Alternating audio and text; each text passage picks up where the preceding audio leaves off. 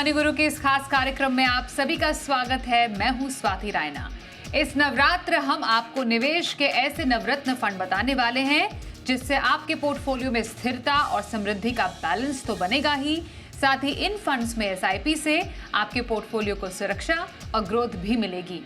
आपको बताएंगे कि कैसे गोल आधारित निवेश के लिए ये फंड हो सकते हैं बेस्ट चॉइस। और इसी पर हमारे साथ खास चर्चा करने के लिए दो खास एक्सपर्ट्स हैं। स्वागत करते हैं वाइज इन्वेस्ट के सीईओ हेमंत रुस्तगी और कंप्लीट सर्कल वेल्थ के सीईओ क्षितिज महाजन का। हेमंत जी, क्षितिज, दोनों का बहुत स्वागत करते हैं और नवरात्र के इस पावन पर्व के आप दोनों को भी बहुत बहुत शुभकामनाएं हम देते हैं। और इसी बधाई के साथ करते हैं आज के शो का भी शुभारंभ, क्योंकि समझने वाले हैं कि कैसा हो सकता है और कैसा होना चाहिए एक नवरत्न पोर्टफोलियो। हेमंत जी, सबसे पहले ये समझेंगे आपसे कि इस बार तो नवरात्र पर एक ट्रिपल बोनांजा है सभी के लिए। जीएसटी रेट कट, फिर जो पर्सनल टैक्स में जो कटौती हुई उसका भी फायदा लोग अब धीरे धीरे उठाने की कोशिश कर रहे हैं, और उसके बाद ब्याज दरों का फायदा भी धीरे धीरे लोगों तक पहुंच रहा है। तो नवरात्र पर एक तो ट्रिपल बोनांजा, दूसरा नवरात्र और निवेश का खास महत्व, तो कितना खास बनाता है इस पर्व को ये?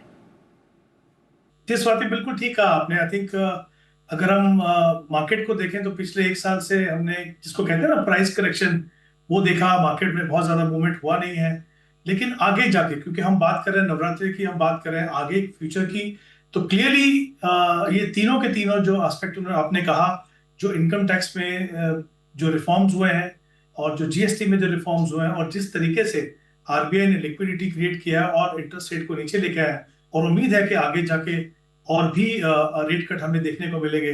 तो डेफिनेटली अगर आप यहाँ से आगे अपने पोर्टफोलियो को देखें, चाहे वो प्योर इक्विटी फंड हो, चाहे वो हाइब्रिड फंड हो, कोई भी तरह के फंड आपके पोर्टफोलियो में हो, तो डेफिनेटली आपको यहाँ से जो रोड मैप दिख रहा है वो काफी अच्छा दिख रहा है। और जहां तक नवरात्रि की बात करें और हमारे इन्वेस्टमेंट पोर्टफोलियो की बात करें स्वाति, तो आई थिंक जैसे कि हम जानते हैं कि हम तीन गॉडेसेस को पूजते हैं, हम उनकी पूजा करते हैं। वो दुर्गा है, वो लक्ष्मी है और सरस्वती है। तीनों से हमें कुछ ना कुछ सीखने को मिलता है।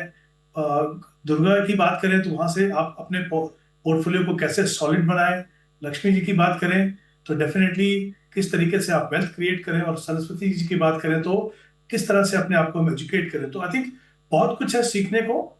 अच्छा समय है अपने पोर्टफोलियो के ऊपर नजर मारने का, और साथ में अगर आप यहाँ से इन्वेस्टमेंट करना चाहते हो तो सही तरीके से अपने पोर्टफोलियो को बनाने का, और बिल्कुल जिस तरह की जरूरत, जिस तरह का माहौल होना चाहिए मार्केट को आगे ले जाने के लिए, वो धीरे धीरे वो बन रहा है। तो मुझे लगता है आगे आने वाले समय इन्वेस्टर्स के लिए काफी अच्छा रहेगा।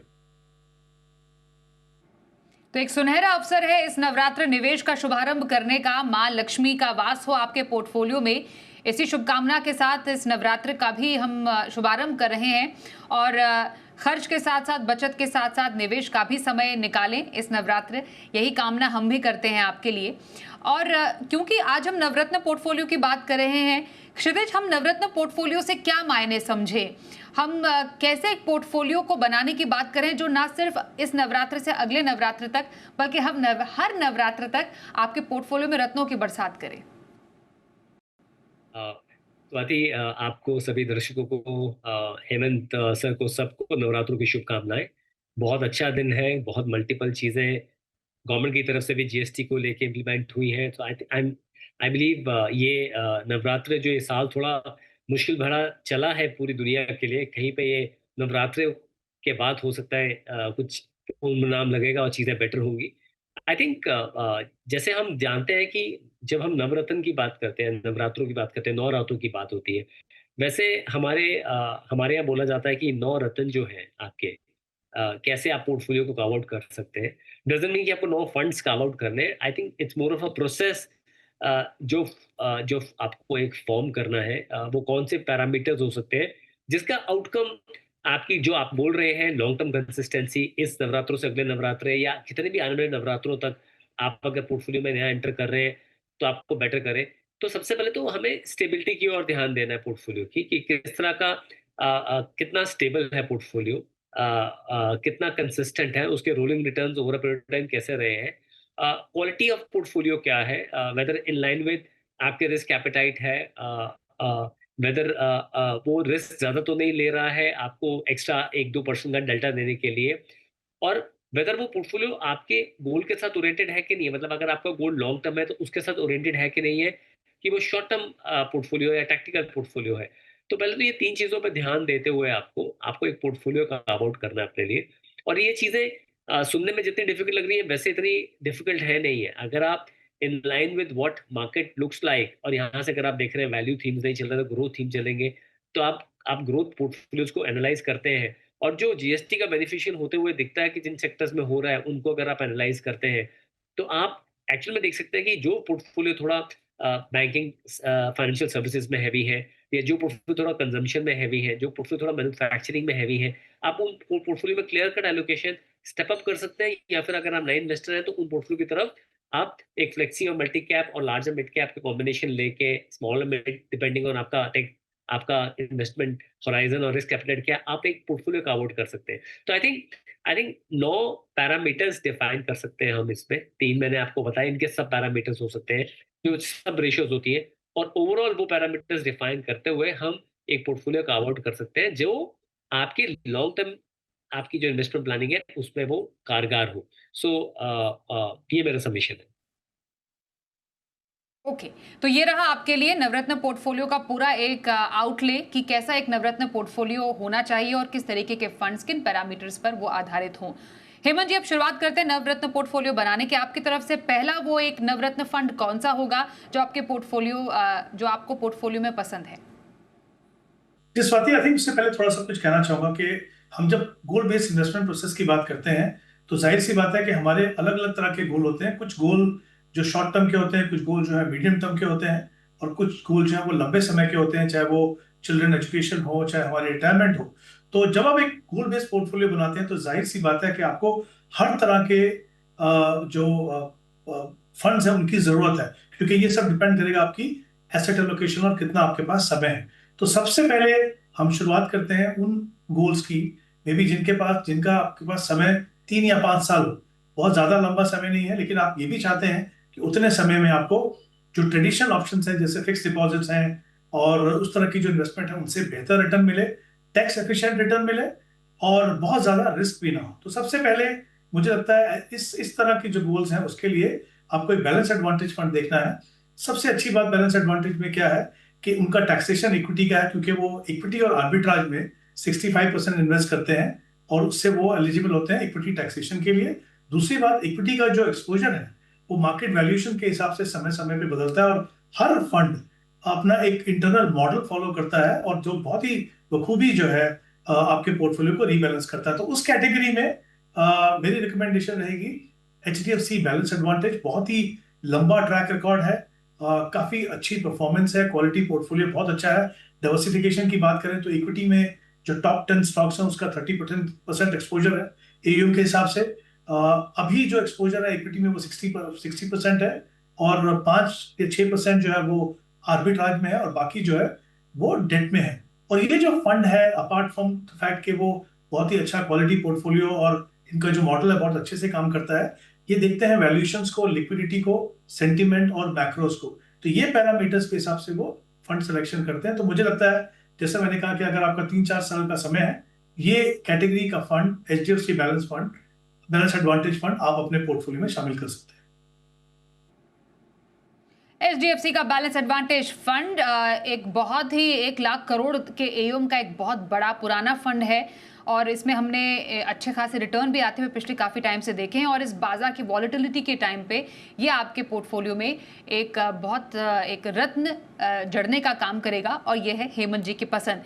क्षितिज, आपके पास आते हैं और आपसे जानने की अब हम कोशिश करेंगे कि आपके नवरत्न पोर्टफोलियो में ऐसा कौन सा फंड है जो आपको लगता है कि लॉन्ग टर्म स्टेबिलिटी का एक अच्छा उदाहरण है। स्वाति, 2 फंड्स हैं, मतलब आप पारंपरिक फ्लेक्सी कैप ले सकते हैं, एंड साथ में HDFC फोकस 30, दोनों में से कोई भी फंड आप अपने पोर्टफोलियो में ले सकते हैं। फंड्स और भी हैं, बट आई थिंक अगर आप देखें तो फ्लेक्सी कैप कैटेगरी में इसलिए बोल रहा हूँ कि आपके पास फंड मैनेजर के पास एक लिबर्टी है कि वो आज लार्ज कैपिश पोर्टफोलियो बनाना चाहता है, मिड कैपिश बनाना चाहता है, क्योंकि वो फ्लेक्सी कैप कैटेगरी का फंड है। तो उसमें से कोई भी कैटेगरी में वो स्टॉक्स बाय कर सकता है, क्योंकि वैल्यूएशन अभी भी स्मॉल और मिड कैप में थोड़ा सा हाई साइड पे है।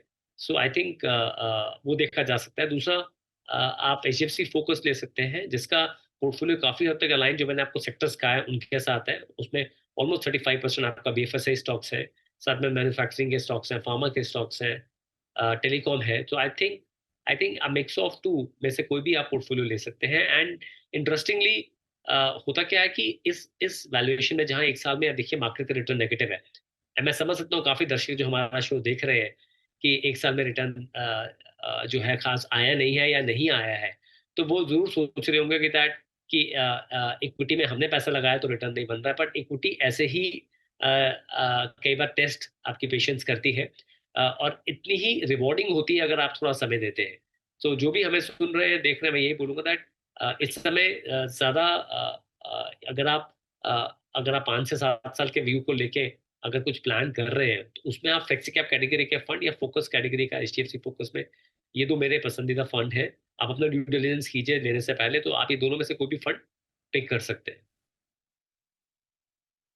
ओके, तो ये है फ्लेक्सी कैप फंड की खासियत एक नवरत्न पोर्टफोलियो में। उसके अलावा एक फोकस्ड फंड को भी आप अपने नवरत्न पोर्टफोलियो में ऐड कर सकते हैं।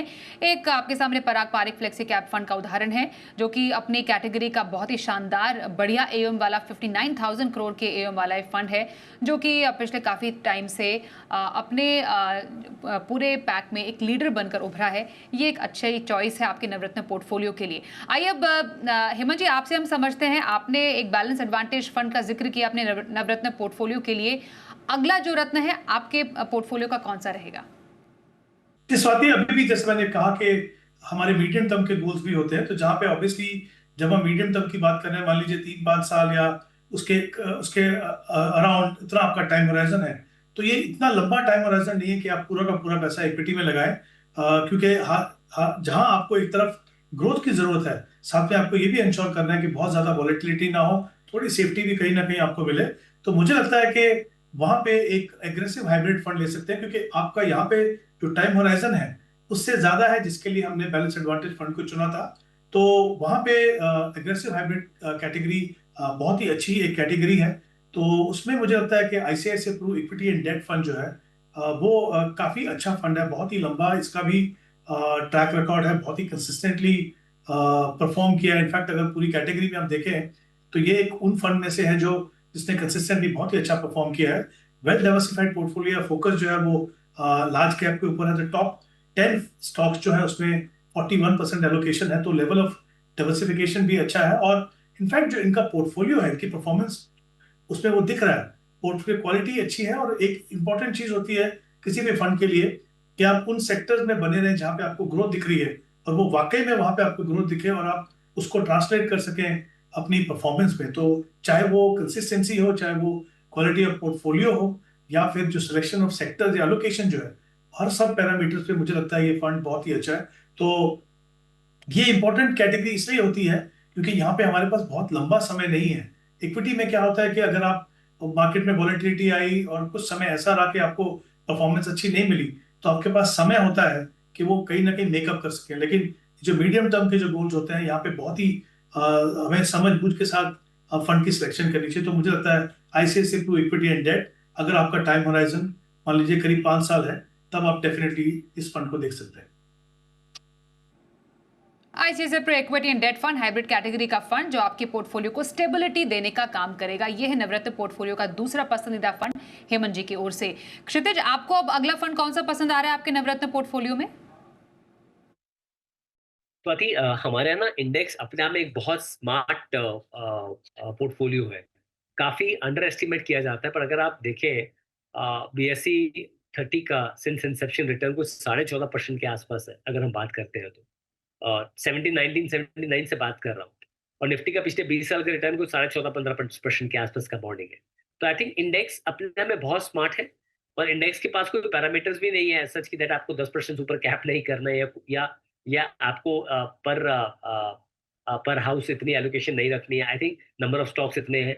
तो आई एम सेइंग इंडेक्स पर से, इफ यू आस्क मी, एक पोर्टफोलियो में आपके पास निफ्टी इंडेक्स 50 होना ही चाहिए।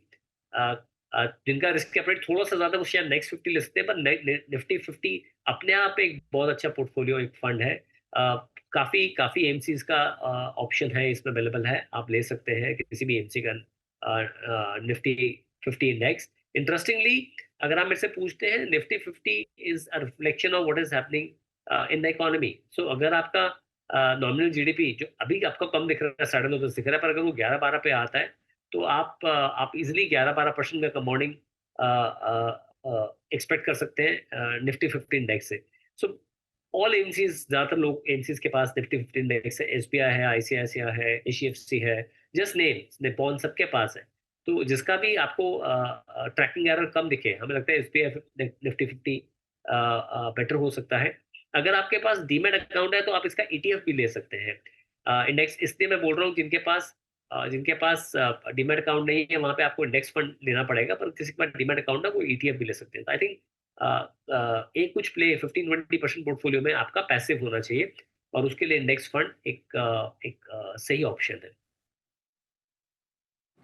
ब्रिलियंट चॉइस, क्योंकि एक्टिव के साथ साथ पैसिव का भी प्ले एक पोर्टफोलियो में होना चाहिए। तो एक नवरत्न पोर्टफोलियो हो तो एक्टिव के साथ साथ पैसिव का भी अगर एक मिश्रण हो तो पोर्टफोलियो में 4 चांद लग जाते हैं। तो ये है एक पैसिव फंड की चॉइस क्षितिज की तरफ से। हमने एक फंड का डिटेल आपको दिखा, एसबीआई निफ्टी 50 ईटीएफ, जो अपनी कैटेगरी का एक शानदार फंड है और अच्छे ट्रैक रिकॉर्ड के साथ इसने भी अपने निवेशकों को कमाई कर दी है। एक छोटा ब्रेक लेते हैं, ब्रेक के बाद कुछ और नवरत्न फंड्स की बात करेंगे जो बनेंगे आपके पोर्टफोलियो का हिस्सा। बने रहिए हमारे साथ।